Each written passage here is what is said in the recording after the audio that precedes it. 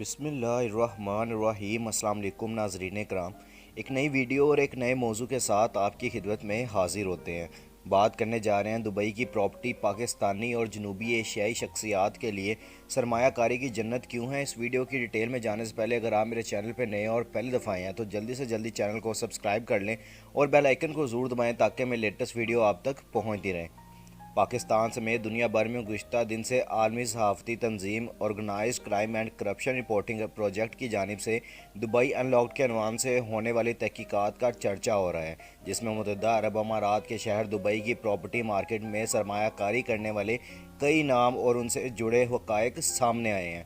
دنیا کے 70 سے زیادہ صحافتی اداروں اور صحافیوں کے تعاون سے تشکیل پانے والی دبئی ان لاکڈ کے نام سے جاری اس تحقیقاتی رپورٹ میں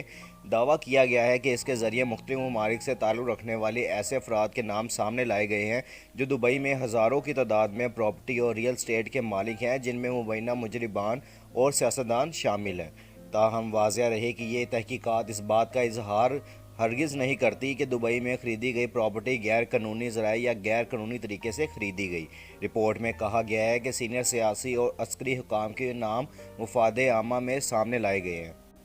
تاہم اس رپورٹ کے ذریعے جہاں کئی نام منظر عام پر لائے گئے ہیں، وہیں کئی سوالات نے بھی جنم لیا ہے، جن میں سے ایک اہم سوال یہ ہے کہ دبئی پاکستانیوں سمیت غیر ملکی افراد کے لیے پراپرٹی میں سرمایہ کاری کی جنت کیسے بنا۔ اس کے ساتھ ہی ساتھ ایک اور اہم سوال یہ بھی ہے کہ دبئی جیسے مقام پر پراپرٹی خریدنا کتنا آسان ہے اور اس ضمن میں رائج قوانین کیا کہتے ہیں۔ دبئی ان لاکڈ نامی بین الاقوامی تحقیقات میں متحدہ عرب امارات کے شہر دبئی میں ریل اسٹیٹ شعبے کے غیر ملکی مالکان کے بارے میں جاننے کی کوشش کی گئی ہے۔ 6 ماہ تک جاری رہنے والی ان تحقیقات کی قیادت organised crime and corruption reporting project نے کی ہے، جس میں دنیا بھر سے میڈیا کے 70 سے زیادہ اداروں کے صحافیوں نے حصہ لیا۔ او سی سی آر پی کے مطابق ان تحقیقات میں معلوم ہوا کہ مشرق وسطیٰ کے مالیاتی مرکز میں کون کس پراپرٹی کا اصل مالک ہے اور کیسے اس شہر نے دنیا بھر کے ان افراد کے لیے بھی اپنے دروازے کھولے جن پر مختلف الزامات عائد کیے جاتے رہے ہیں، اور یہ معلومات اس لیک ہونے والے ڈیٹا کی مدد سے مرتب کی گئی ہیں جو دبئی لینڈ ڈپارٹمنٹ اور متعدد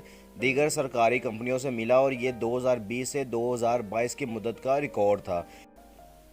یہ بھی بتایا گیا ہے کہ یہ ڈیٹا سب سے پہلے واشنگٹن ڈی سی میں موجود centre for advanced defence studies نامی غیر سرکاری تنظیم نے حاصل کیا، جو بعد میں او سی سی آر پی کو فراہم کیا گیا۔ او سی سی آر پی کے مطابق دبئی کی ہاؤسنگ مارکیٹ میں مجموعی طور پر غیر ملکی افراد $160 ارب مالیت کی پراپرٹی رکھتے ہیں، اور اس تحقیقاتی رپورٹ میں او سی سی آر پی کے میڈیا پارٹنر اور پاکستانی اخبار روزنامہ ڈان کی ایک تحریر کے مطابق 2022 کے لیک شدہ ڈیٹا کے مطابق دبئی کی 23,000 رہائشی پراپرٹیز کی ملکیت 17,000 پاکستانی شہریوں کے پاس ہے۔ یوں پاکستانی شہریت کے حامل افراد اس فہرست میں دوسرے نمبر پر ہیں اور 35,000 پراپرٹیز کے 29,700 مالکان کے ساتھ انڈین شہری پہلے نمبر پر ہیں۔ او سی سی آر پی کی رپورٹ کے مطابق برطانوی شہریوں کے پاس 22,000 جبکہ سعودی شہریوں کے پاس 16,000 پراپرٹیز ہیں۔ تاہم او سی سی آر پی کے مطابق تحقیقات میں صرف 200 ایسے افراد پر توجہ دی گئی ہے جن کا یا تو مجرمانہ ریکارڈ تھا اور یا وہ سیاسی شخصیات تھیں یا پھر اسے ایسے افراد جن پر کسی قسم کی عالمی پابندیاں عائد تھیں۔ رپورٹ کے مطابق دیگر صحافیوں نے صرف ایسے افراد کی شناخت ظاہر کی جن کی شناخت ظاہر کرنا عوامی مفاد میں تھا، اور بہت سے مالکان کے نام ظاہر نہیں کیے گئے۔ واضح رہے کہ او سی سی آر پی کے مطابق پاکستان میں ایک میڈیا پارٹنر دی نیوز انٹرنیشنل کا کہنا ہے کہ پاکستان سے اس فہرست میں سیاستدانوں کے علاوہ 1 درجن سے زیادہ ریٹائرڈ فوجی افسران، ان کے خاندان، بینکرز اور بیوروکریٹ بھی شامل ہیں، اور ان دعووں کی آزادانہ تصدیق نہیں کر سکتا۔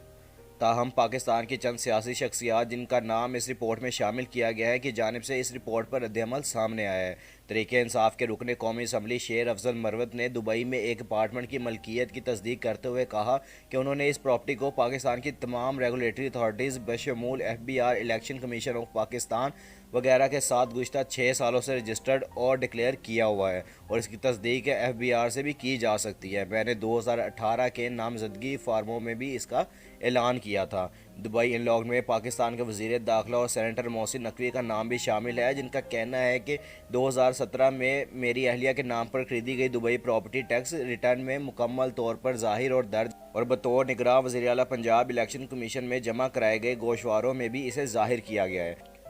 یہ پراپرٹی 1 سال پہلے فروخت کی گئی تھی اور حال ہی میں اس رقم سے ایک نئی پراپرٹی خریدی گئی ہے۔ سندھ کے سینیٹر صوبائی وزیر شرجیل انعام میمن کا بھی کچھ ایسا ہی موقف سامنے آیا ہے اور ان کا کہنا ہے کہ ان کے اثاثے پاکستان میں ٹیکس حکام اور الیکشن کمیشن کے سامنے پہلے سے ظاہر شدہ ہیں۔ وہ کہتے ہیں کہ ہم ہر سال اثاثوں اور جائیدادوں کی ڈکلیریشن میں یہ تفصیلات جمع کراتے ہیں، یہ کوئی نئی بات نہیں، پہلے سب کچھ عوام کے علم میں ہے۔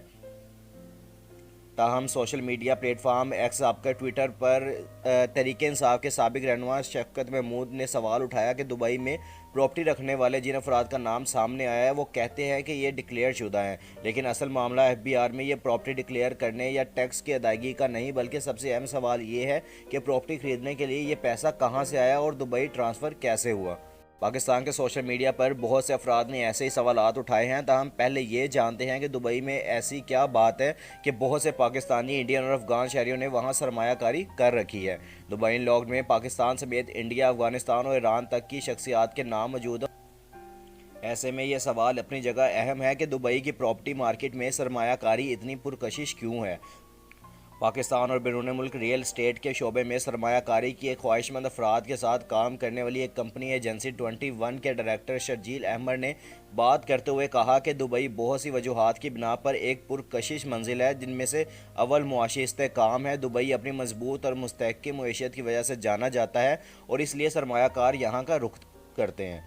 تاہم یہ واحد وجہ نہیں۔ شرجیل کا کہنا ہے کہ دبئی میں پراپرٹی خریدنے والوں کو ٹیکس فری ماحول فراہم کیا گیا ہے، جو اسے ایک پرکشش موقع بناتا ہے کیونکہ دبئی میں پراپرٹی کے کرائے بھی کافی زیادہ ہیں اور سرمایہ کار کو ایک اچھا منافع ملتا رہتا ہے۔ وہ کہتے ہیں کہ دبئی میں پراپرٹی خریدنے والوں کو سرمایہ کاری کے ذریعے مخصوص ریزیڈنس ویزا حاصل کرنے کی پیشکش بھی کی جاتی ہے، جو جنوبی ایشیا سے تعلق رکھنے والے افراد کو دبئی منتقل ہونے اور یہاں سرمایہ کاری کرنے میں مفید ثابت ہوتی ہے۔ شرجیل کے مطابق دبئی ایک اہم کاروباری اور سفری مرکز بھی بن چکا ہے، جہاں ترقی کے ساتھ ساتھ پراپرٹی کے مانگ اور کرائے میں مسلسل اضافہ ہو رہا ہے، جبکہ یہاں ریئل اسٹیٹ میں مختلف قسم کی پراپرٹیز ہیں، جن میں اپارٹمنٹ اور ولا سے لے کر کمرشل دکانیں تک شامل ہیں، جو جنوبی ایشیا کے سرمایہ کاروں کو راغب کرتی ہیں۔ اس کے علاوہ انفراسٹرکچر، ٹرانسپورٹ کا بہترین نظام اور عوامی سہولیات کسی بھی سرمایہ کار کے لیے ان وجوہات میں شامل ہیں جس کی وجہ سے وہ دبئی میں سرمایہ کاری کرنا چاہیں گے۔ شرجیل احمد نے جو وجوہات بیان کی ہیں وہ اپنی جگہ اہم ہیں، تاہم دبئی میں کام کرنے والے ایک چارٹرڈ اکاؤنٹنٹ نے بات کرتے ہوئے